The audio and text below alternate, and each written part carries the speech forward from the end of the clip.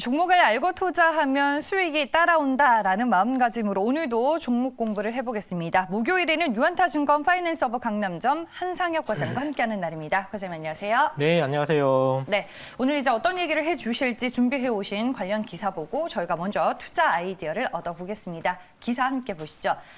귀하신 몸이 된 폐배터리입니다. 지자체 입장에서도 재활용과 관련해서 기술 경쟁이 붙고 있는데요. 자세한 기사 내용 체크를 해보겠습니다. 지금 전기차 인기에 폐배터리 배출량도 급증을 하고 있습니다. 전기차 보급 확대로 그로 인해서 폐배터리 재활용 산업이 주목을 받고 있고요. 정부와는 별개로 지자체가 또 폐배터리 활성화에 적극적인 모습을 보이고 있습니다. 이거는 이제 거스를 수 없는 이제 하나의 대세가 된 것 같아요. 네, 그렇죠? 그렇죠. 네. 맞습니다. 오늘 알투자 시간에는 이 폐배터리와 관련된 내용을 한번 다뤄보도록 할 텐데요. 일단 아셔야 될 부분이 이 전기차에 들어가는 그 리튬 2차 전지 있잖아요. 이거 같은 경우에는 초기 용량 대비해서 한 70% 정도 쓴다라고 했을 때 줄어들게 되면 배터리 교체가 반드시 필요한 부분이거든요. 이게 오래 쓰면 주행 거리도 이제 짧아지고 충전 속도도 느려지기 때문에 아마 전기차 같은 경우에는 감가상각비가 내연기관보다 굉장히 빠르게 감소를 할 거예요. 아마 타고 난 다음에 한 1년 이내에 막 감가상각비가 뚝뚝뚝 떨어질 거라고 보고 있는데, 일단은 통상적으로 전기차 배터리 사용 기간은 한 5년에서 한 8년 정도 좀 보고 있습니다.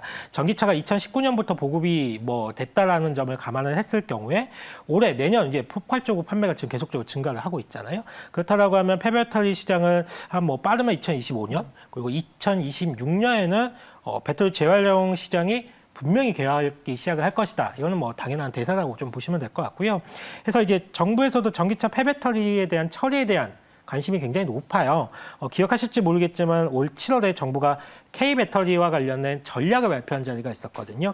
2차 전지 1등 국가로 육성을 하겠다는 내용을 좀 발표를 한 적이 있었는데 특별히 새로운 내용은 없었지만 이 폐배터리만은 좀 특별하게 좀 짚고 넘어갈 부분이 하나가 있었습니다. 가장 중요한 부분이 이게 민간에서 재사용이 산업화할 수 있도록 제도 마련을 이번에 만들어줬다는 거예요. 그러니까 이 폐배터리 산업 역시도 민간에서 충분히 사업적 영향을 발휘할 수 있도록 이 부분에 법적 제도를 좀 마련을 해줬다는 부분이 상당히 중요할 것 같고요.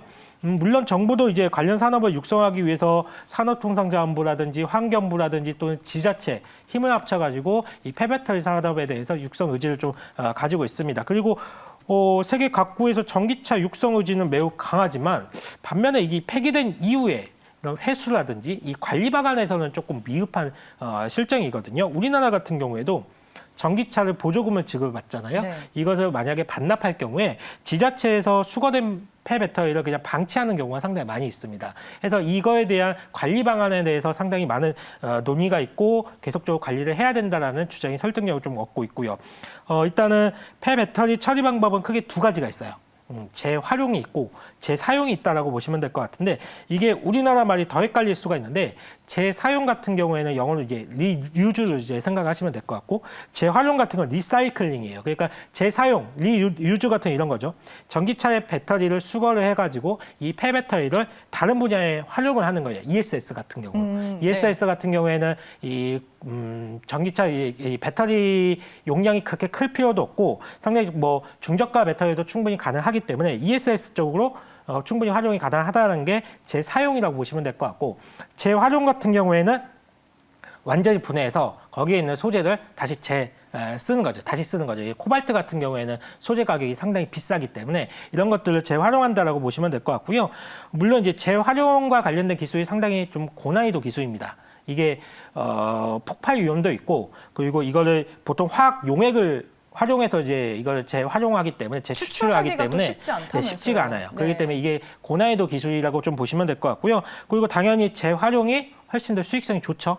수익성이 좋을 수밖에 없고, 그래서 국내 기업들이 폐배터리 재활용과 관련된 사업에 많은 관심을 좀 기울이고 있기 때문에 폐배터리 사업 역시도 성장 동력으로 좀 생각을 하면서 기업들이 상당히 많이 이 분야에 대해서 육성을 할 가능성이 높다라고 보고 있습니다. 네, 올해 정말 꾸준하게 폐배터리와 관련된 기사들은 시장에서 상당히 많이 나오고 있는데 실질적으로 관련주들의 주가 흐름은 어떤지 또 궁금합니다. 준비한 관련주 먼저 보시죠.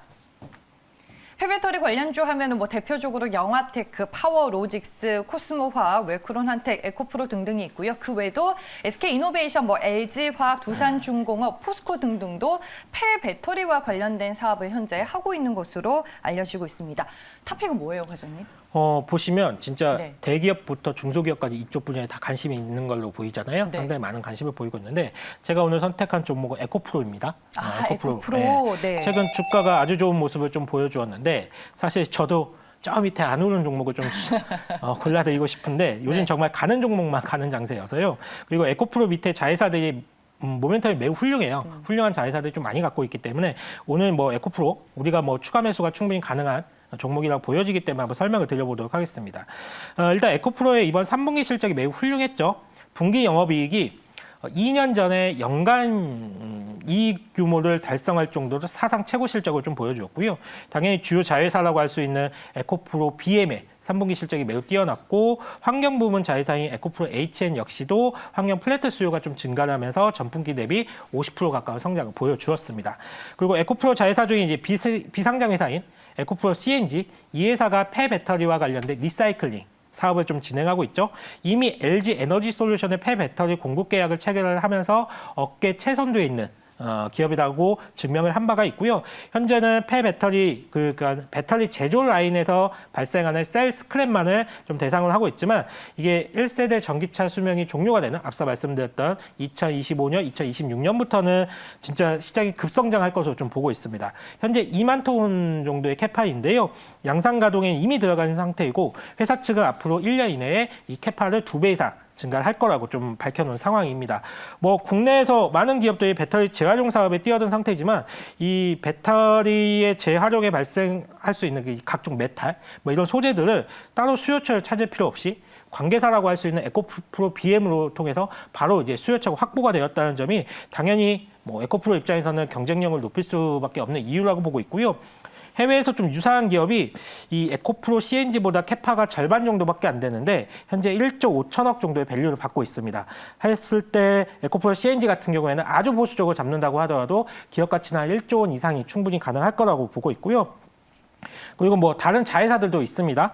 뭐 양극재에 쓰이는 가장 중요한 소재 중 하나인 전구체를 생산하는 에코프로 GM이라는 회사가 있는데 이 회사 역시도 지금 현재 캐파 증설을 통해서 열심히 사업적 영향을 확대하고 있고 에코프로 GM 역시도 2조 원 가까운 그 기업 가치 평가를 받고 있고 마지막으로 하이니케 계열의 수산화 리튬 이거 활용도가 매우 중요한데요. 에코프로 이노라는 자회사가 이와 관련된 사업을 좀 진행을 하고 있습니다.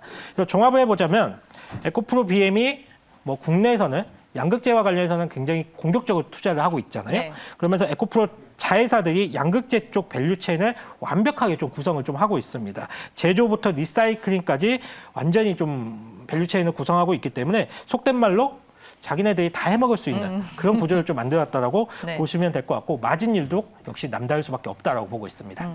뭐 속된 말로 다 해 먹겠다는 게 결국에는 자회사들을 통해서 이제 원가 절감을 통해 좀 경쟁력을 키우고자 하는 그런 포석이 좀 깔려 있는. 예, 거예요. 맞습니다. 네.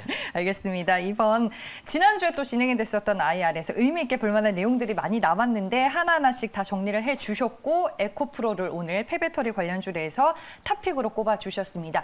최근에 많이 오르긴 했어요. 좀 조정이 나오고 있지만 가격 전략은 어떻게 그러면 일단은 보세요? 지금 에코프로 네. 시가총액이 한 2조 5천억 정도 돼요. 맞아요. 예, 그 정도 네. 되는데 에코프로가 보유한 비상장 회사들 기업 가치만 해도 한 3조 원이 넘어가요. 지금 현재.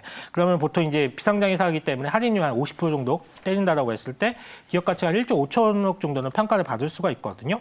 거기에 뭐 에코프로 BM 에코프로 BM 같은 경우에 현재 시가총액이 한 12조 원, 거기에 지분율 한 48% 정도 갖고 있기 때문에 역시나 여기에도 50% 할인율을 적용한다라고 하면 역시나 또 지분 가치가 약 3조 원 정도 되거든요. 그렇다라고 하면 뭐 비상장회사, 뭐 상장회사 이렇게 했을 때 제가 볼 때는 못해도 6조 원 이상의 기업 가치를 좀 평가를 받을 수가 있을 것 같습니다. 만약에 앞으로 이들 자회사들이 미국에도 공장 짓고 유럽에도 공장을 짓는다라고 하면 자회사들 규모는 더욱 커질 것이고 그러면서 지분 가치도 더욱 늘어날 수가 있겠죠.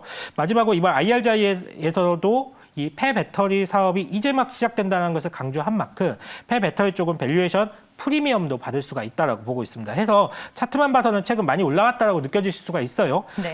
해서 뭐 지금처럼 시장이 조정이 나올 때는 오히려 가격 부담을 조금 덜어내고 우리가 접근이 가능하다라고 좀 할 수가 있겠고요.